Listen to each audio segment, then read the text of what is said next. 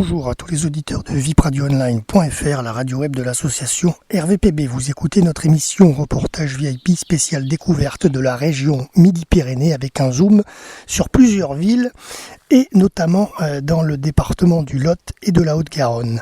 Alors dans un premier temps, nous allons parler de la ville de Cahors et la commune de Souillac située dans le département du Lot. Dans un deuxième temps, nous parlerons de la ville de Toulouse située dans le département de la Haute-Garonne et capitale de la région. Côté programmation musicale, nous écouterons les artistes musicaux de notre association, à savoir Mboudax, Sarah Champin et les textes de Pascal Delagaré interprétés par Aurélie May. Alors à travers notre émission, je vous propose de découvrir la ville de Cahors qui est située dans la région Midi-Pyrénées, dans le département du Lot. Il y a environ 20 000 habitants dans cette commune. Cahors est située dans le midi de la France, située dans le quart sud-ouest du pays, préfecture du Lot. Elle est située dans la région Midi-Pyrénées, principale ville du département, forte à peu près donc de 20 000 habitants comme je vous ai dit, au corps d'une agglomération d'à peu près 43 000 habitants. Cahors est la capitale historique du Quercy. Ses habitants sont appelés les Cadurciens, autrefois les Cahorcins. Lové dans un méandre du Lot, entouré par des collines escarpées et les hauteurs arides des Causses, la cité est riche d'une parure monumentale d'une grande diversité, héritée notamment de l'Antiquité et du Moyen-Âge, avec un centre historique aux ruelles tortueuses et aux riches hôtels particuliers, notamment la cathédrale Saint-Étienne et surtout le célèbre pont Valentré que vous pouvez voir sous toutes les coutures en photo et en vidéo dans notre émission aujourd'hui. Le pont Valentré quand même qui est classé patrimoine mondial de l'humanité par l'UNESCO au titre des chemins de Saint-Jacques de Compostelle. Pôle touristique majeur, célèbre pour son vignoble et sa gastronomie avec truffes, foie gras, cette petite ville de Cahors, typiquement méridionale, bénéficie du label Ville d'art et d'histoire. Principal centre économique du département, Cahors est un pôle d'activité tertiaire où prédominent les services et le commerce. Elle profite de la présence d'équipements culturels de premier plan tels que son théâtre à l'italienne, son auditorium et ses 2 cinémas classés salles d'art et d'essai. Plusieurs quartiers font partie de la ville, Saint-Henri, La Rosière, Bégou et La Capelle. Alors lors de notre visite, il y avait un championnat de concours de cuisine amateur, donc vous verrez une petite vidéo et photo. Alors cette commune de Cahors se situe à 115 km au nord de Toulouse, sur l'A20, reliant la Ville Rose à Paris via Limoges et Orléans. Concernant la géographie, la superficie de cette commune est de 6472 hectares, l'altitude varie entre 105 et 332 mètres.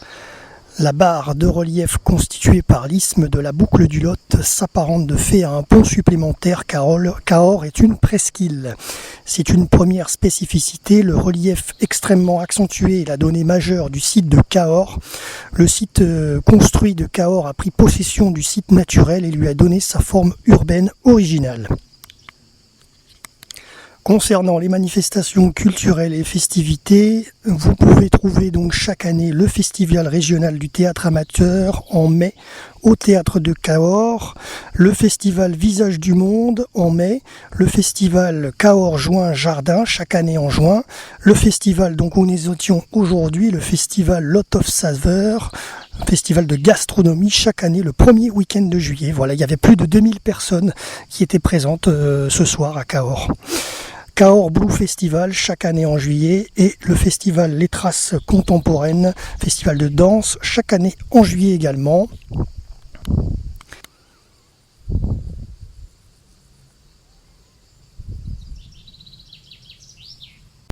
Alors Cahors est également une ville consacrée à des activités sportives, le rugby notamment, le sport automobile avec le rallye automobile du Quercy qui prend son départ de Cahors depuis 1976 et bien sûr l'escrime. Concernant la culture locale et les patrimoines, lieux et monuments, vous pouvez donc trouver le pont Valentré, ensuite la Barbacane, l'hôtel de Roaldès, la place François Mitterrand et la statue de Gambetta que vous voyez à travers notre vidéo et notre émission radio, ainsi que le pont Valentré aussi. Alors justement, ce pont fortifié Valentré, c'est l'emblème de la ville. Les armoiries de la ville de Cahors ne représentent pas le pont Valentré, mais le pont Vieux ou le pont Notre-Dame à 5 tours, détruit en 1868 et remplacé par le pont Louis-Philippe. On peut encore apercevoir les piles. Ensuite, dans le quartier de la Barre, à l'extrême nord du vieux Cahors, vous pouvez trouver la barbacane qui protégeait la porte de la Barre, la tour des Pondus, bâtie sur un rocher dominant le Lot, le quartier des Soubirous, au nord de la ville, depuis la place Libération et la place Lafayette. Et concernant les personnalités liées à la commune, vous avez notamment, ça c'est pour terminer notre chronique sur Cahors, vous avez Fabien Galtier, le rugbyman international qui est né en 69 à Cahors. Voilà ce que je peux vous dire sur cette belle commune, donc située dans le Lot. Césaria, petite femme aux pieds nus, Césaria, petite fleur des rues, ta voix forgée par les épreuves nous parle. Elle est sincère, Césaria, Césaria, petite dame aux pieds nus de ton île. Les alizés nous ont portés tes mélodies et tes complaintes. C'est la morna, Césaria. La morna, c'est la musique de ton île. Elle chante la terre, le soleil, la souffrance de tes frères. Césaria,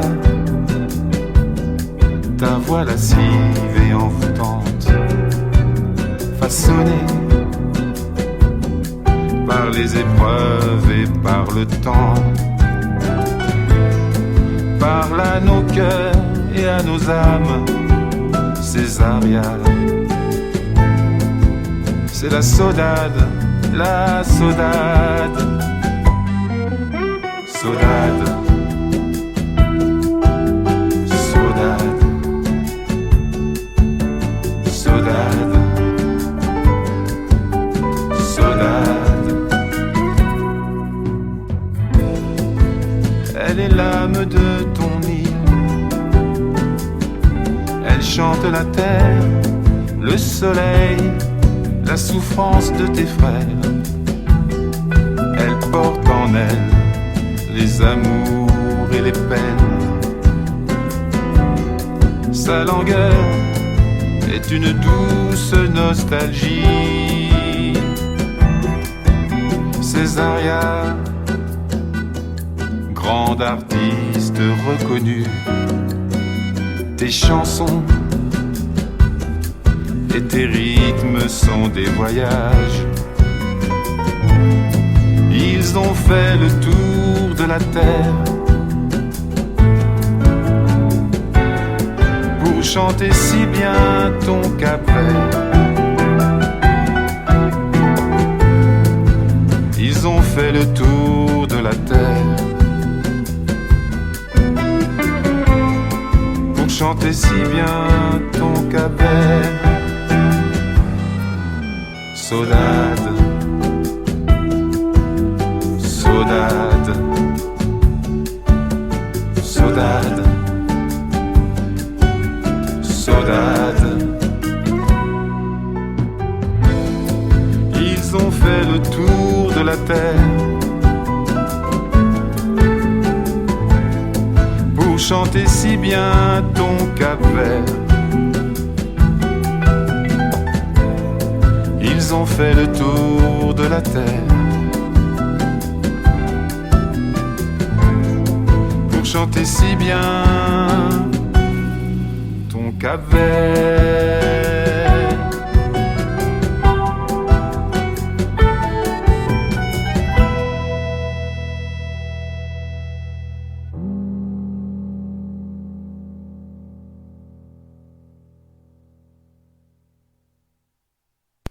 Alors parlons maintenant de la commune de Souillac, située donc dans le département du Lot, arrondissement de Gourdon, région Midi-Pyrénées. Il y avait environ 3700-3800 habitants ces 2 dernières années. Souillac est une commune française située donc en région Midi-Pyrénées, dans l'ancienne province du Quercy, au centre d'une région fertile qui contraste par sa richesse avec la pauvreté des causses de Martel et de Gramat. La commune participe à un quadripoint en tant que commune est avec les communes de Salignac et Viguès au nord, Orliaguet à l'ouest et Périllac et Millac au sud. Alors concernant la communication et les transports autour de Souillac, la commune est située sur la route départementale D820 à 63 km au nord de Cahors, 35 km au sud de Brive-la-Gaillarde en Corrèze. Elle est également accessible par l'autoroute A20 et la gare SNCF de Souillac. Le sentier de grande randonnée, le GR6, passe par Souillac et relie Rocamadour au sud-est et Sarlat à l'ouest. Il y a un aéroport à Brive-Souillac, Brive-la-Gaillarde, qui est pas très loin également. Alors au niveau de la géographie, donc Souillac est situé dans la vallée de la Dordogne, dont le cours délimite la ville au sud. Un autre cours d'eau, la Borèze, traverse le centre-ville. Au niveau de la culture et des manifestations, Souillac accueille depuis 1976 un festival de jazz qui est désormais nommé le Festival Sim Coppens. Il y a également le musée de l'automate de Souillac qui organise chaque année un festival du mime automate. Et également, créé en 2003, l'heure d'orgue est une animation estivale de concert autour de l'orgue Stolz de l'Abbatiale. Alors justement, la culture locale et le patrimoine, les lieux et les monuments, on va en parler. L'Abbatiale Sainte-Marie de Souillac est à voir bien sûr. Vous avez d'ailleurs les photos et les vidéos dans cette partie de l'émission Reportage VIP Découverte. Vous avez également le Beffroi à voir aussi. Le musée de l'automate, donc, il abrite notamment la collection d'une des maisons les plus importantes dans le domaine, la maison Roulet de Caen. Concernant les personnalités liées à cette commune de Souillac, alors il y a Roger Coudert, journaliste sportif, qui était spécialiste du rugby, qui était né à Souillac, voilà, décédé en 1984. Et également une autre personne intéressante aussi à citer, Jean Bruel, qui est décédé en 2003, c'est le créateur des bateaux-mouches parisiens. Voilà. C'est tout concernant la petite chronique sur cette commune de Souillac dans le Lot, et j'espère que ça vous a donné envie de la découvrir. Merci. À tout de suite.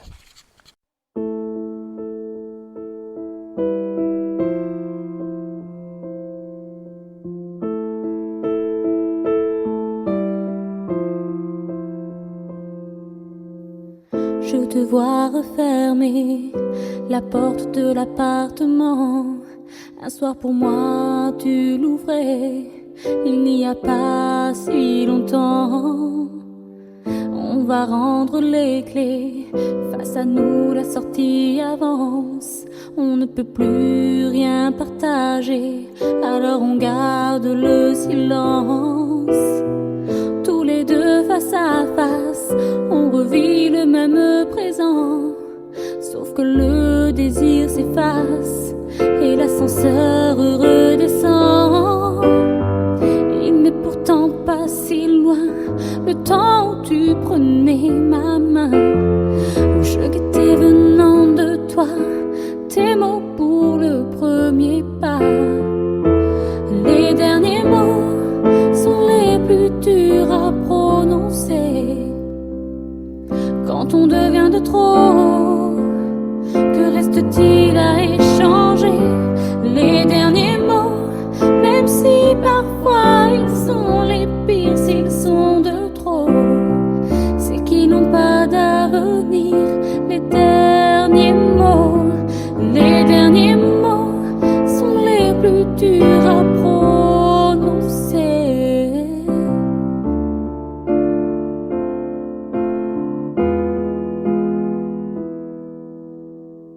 3 baisers sur mes joues pour effacer le rêve.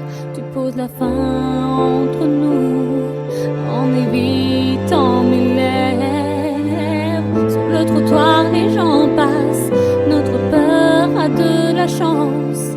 Je prends la direction d'en face, toi tu t'en vas dans l'autre sens.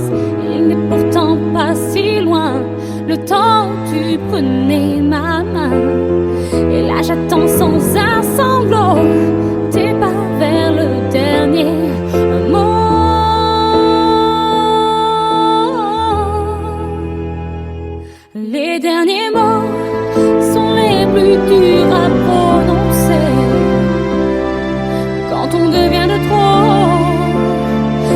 reste-t-il à échanger les derniers mots, même si parfois ils sont les pires, s'ils sont de trop, c'est qu'ils n'ont pas d'avenir. Les derniers mots sont les plus durs à prononcer.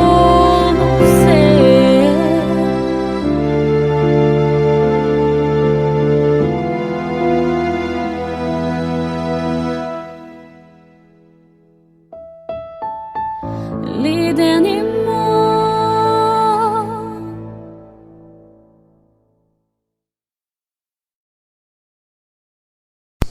Alors toujours dans notre émission reportage VIP spéciale découverte de la région Midi-Pyrénées, nous allons parler maintenant de la ville de Toulouse, en occitan Tolosa, qui est donc une commune du sud de la France, appelée également Midi de la France, capitale pendant près de 100 ans du royaume wisigoth et capitale historique du Languedoc. Toulouse est aujourd'hui chef-lieu du département de la Garonne, de la région Midi-Pyrénées et le siège de Toulouse Métropole. Avec environ 470 000 habitants, Toulouse est la 4e commune la plus peuplée de France, après Paris, Marseille et Lyon. L'aire urbaine toulousaine regroupait en 2012 1 270 760 habitants, ce qui en faisait aussi la 4e du pays, avec Toulouse étant l'agglomération qui est 6e derrière Lille et Nice, devant celle de Bordeaux. Ville à l'architecture caractéristique des cités du Midi de la France, Toulouse est surnommée la ville rose en raison de la couleur du matériau de construction traditionnel local, la brique de terre cuite. Le développement de la culture de la violette de Toulouse au XIXe siècle en fait un emblème de la ville et lui vaut surtout le nom de Cité des Violettes. Elle est aussi beaucoup plus rarement surnommée la Cité Mondine en référence à la dynastie des comtes de la ville, souvent nommée Raymond. Reliant Toulouse à Sète, le canal du Midi est classé au patrimoine mondial de l'UNESCO depuis 1996. La basilique Saint-Cernin, que vous voyez d'ailleurs en vidéo et en photo dans notre émission, plus grand édifice roman d'Europe, y est également inscrite depuis 1998 au titre des chemins de Saint-Jacques de Compostelle. Toulouse est également le siège social d'Airbus et de sa maison mère Airbus Group. Toulouse est la capitale européenne de l'industrie aéronautique et spatiale. Elle compte plus de 100 000 étudiants et selon l'Express, le journal L'Express, il s'agirait de la ville la plus dynamique de France en 2009. Donc maintenant ça date, ça fait plus de 6 ans. À voir si c'est toujours d'actualité. D'ailleurs oui, puisque je viens de le voir, oui, le magazine Challenge renouvelle ce titre de ville la plus dynamique, mais en 2012. Alors maintenant on est en 2015, donc ça fait plus de 3 ans, bientôt 4, donc à voir si ça sera poursuivi. Alors évidemment, le sport emblématique de Toulouse, vous le savez sûrement, c'est le rugby. Son club du stade toulousain détenant le plus riche palmarès sur le plan national comme sur le plan continental, avec 19 titres de champion de France et 4 titres de champion d'Europe. Côté gastronomie, le cassoulet et la saucisse sont les spécialités emblématiques de la gastronomie toulousaine. Alors parlons également maintenant de la géographie, de sa localisation, de cette ville de Toulouse. Elle se localise à 122 km du pic d'Aneto, 3404 mètres, point culminant des Pyrénées, source de la Garonne dans le massif de la Maladeta en Espagne. Elle se situe à 144 km de la mer Méditerranée à Gruissan, dans l'Aude, à l'est, et à 233 km de l'océan Atlantique à Cap-Breton, dans les Landes, à l'ouest. Alors au niveau du climat, le climat de Toulouse est tempéré avec des influences océaniques, méditerranéennes et continentales, caractérisées par un été sec et chaud, un automne bien ensoleillé, un hiver doux et un printemps marqué par de fortes pluies et des orages violents, tout comme la grêle en mai 2008 et 2009. Les vents dominants sont par ordre d'importance le vent d'ouest, apportant généralement l'humidité de l'océan Atlantique, le vent d'OTAN venant du sud-est, le vent du nord nettement moins fréquent et généralement froid et sec, amenant l'air des masses anticycloniques froides placées sur le nord de l'Europe, le vent d'OTAN appelé aussi Le vent qui rend fou, voire le vent du diable, en raison de l'influence sur les comportements humains et animaux, irritabilité, trouble du rythme cardiaque, accroissement du nombre des accouchements qui serait dû à la forte ionisation de l'air qu'il apporte. Parfois ce vent qui rend fou peut devenir très puissant, comme le 4 mai 1916, donc il y a pratiquement 100 ans, lorsqu'il avait renversé le train Toulouse-Revel. Alors au niveau des transports en commun, bien sûr, il y a les grandes lignes de SNCF. Évidemment, il y a l'aéroport de Toulouse-Blagnac et en ville, vous trouverez 2 lignes de métro, la ligne A et la ligne B.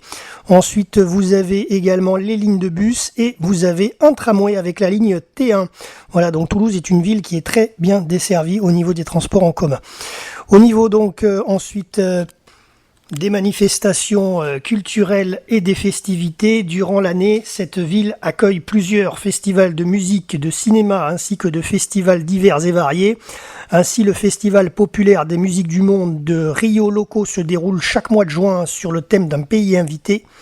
Le piano jacobin propose aussi des concerts de piano à l'église des Jacobins, de même que Toulouse les Orgues, qui est un festival international d'orgue. D'autres festivals de musique existent comme les siestes électroniques, Novelum ou Convivencia. Le Grand Fenetra, festival des danses et musiques traditionnelles populaires, a lieu chaque année le dernier week-end de juin.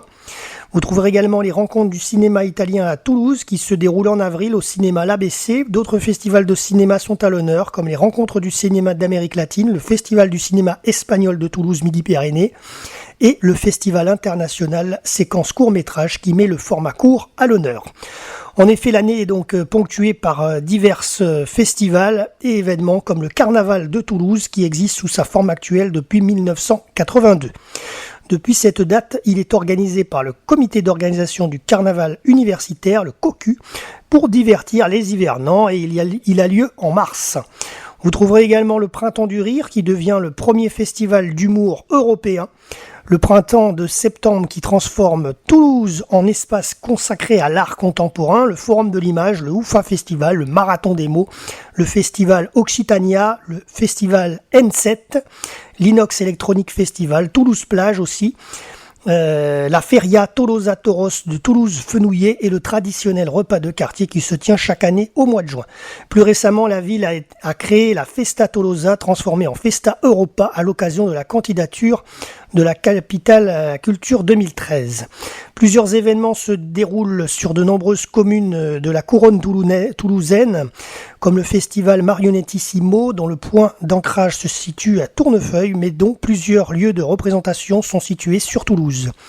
Depuis 2007 est organisé chaque année le Toulouse Game Show, la plus grande convention de jeux vidéo et japanime de province, avec 34 000 visiteurs, notamment en 2012 par exemple.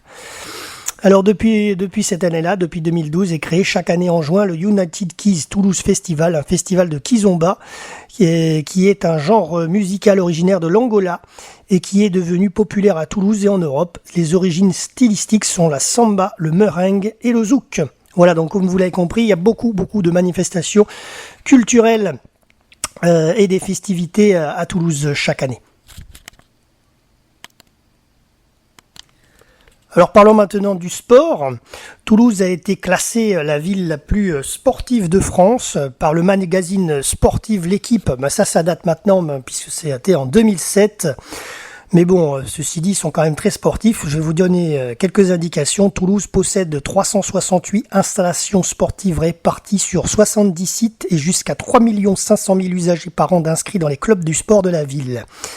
Alors notamment, l'île du Ramier accueille le complexe Nakache dès le début du siècle et la construction de nouveaux sites n'a sans cesse évolué. Toulouse accueille plusieurs manifestations comme le Cross des Violettes, le tournoi international de handball, le tournoi international d'épée Marcel Dutot, la Coupe du monde de paintball, le Grand Prix de tennis de la ville de Toulouse, le championnat du monde de danse sportive et acrobatique, le Tour de France féminin, l'Open de France de gymnastique, la Coupe du monde de handball, le championnat de France de rugby à 15, la Coupe du Monde de rugby à 15, le Volant d'Or Open International de badminton, etc. Voilà, donc très sportif, cette ville, très sportive. Alors au niveau de la culture locale et du patrimoine, les lieux et monuments à voir, alors bien sûr la brique toulousaine, que vous ne pouvez pas louper, est présente sur quasiment la plupart des habitations et des bâtiments.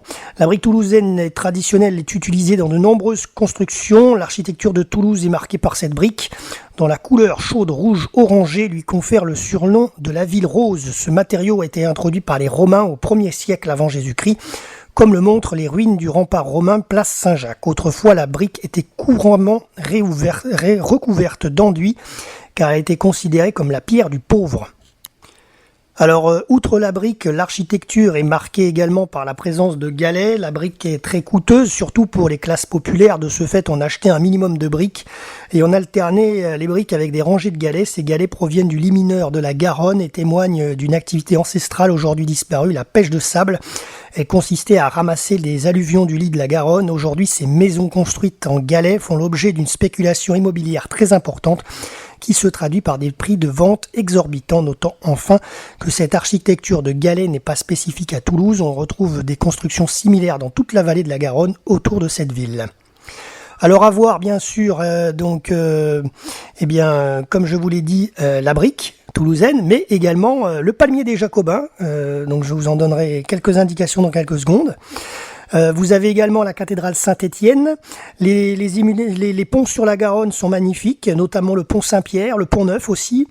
Vous avez quelques hôtels particuliers qui sont très beaux à voir, notamment l'hôtel d'Acéza et l'hôtel de Pierre en ville. Vous avez bien sûr, comme je vous ai dit tout à l'heure, la basilique Saint-Cernin que vous avez en photo et en vidéo dans notre émission.